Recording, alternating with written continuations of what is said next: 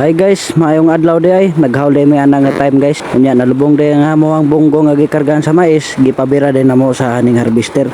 Pero grabe kaluya ang harvester guys, dugay kay na nabunlot guys, mo na nga kay nahinay pag kaning kwan, gipang tawran pag kable. Mayor po day guys kay nakagawa sa podayon day ang harvester guys, ug ang kaning kwan bunggo na nagibira sa harvester. So guys, subanit ko ninyo kung giun sa pagbira sa harvester ug giun sa paggawa sa bunggo nga among gikargahan sa mais. Tara, let's go na.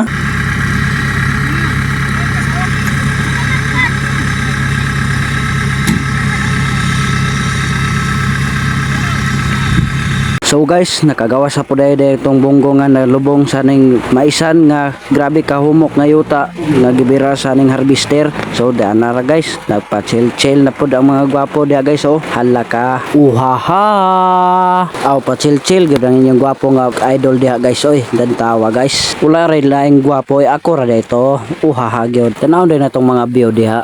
Pagka nice gyud sa view guys. Oh, nice. Oy. So padayon dito sa atong pagbiyahe guys. Diara dai mo ang gikarga nga mais guys. Oh, nangahugaw gid tawon tungod sa kaning kalapok sa area guys. Tanawan ninyong view sa kaning agian mo guys, perting sa daha, nakita tanan buntod sa babaw guys. So wala day nagdugay guys, naabot ra pud dito sa highway guys. Nagpa-chill ang mga gwapo dito sa highway guys. Oh, tanawa lang ninyo guys kung unsa ka gwapo ang mong highway dire sa Correntinas guys. Dire ra ni makita sa barangay Pamutulon, Kalilangan, Bukidnon. Ang kaanyag ug ang kapispol dire sa among lugar ug ang kahinlo. Ang ako ara ding tayo lang naghugaw-hugaw diha guys. Haha.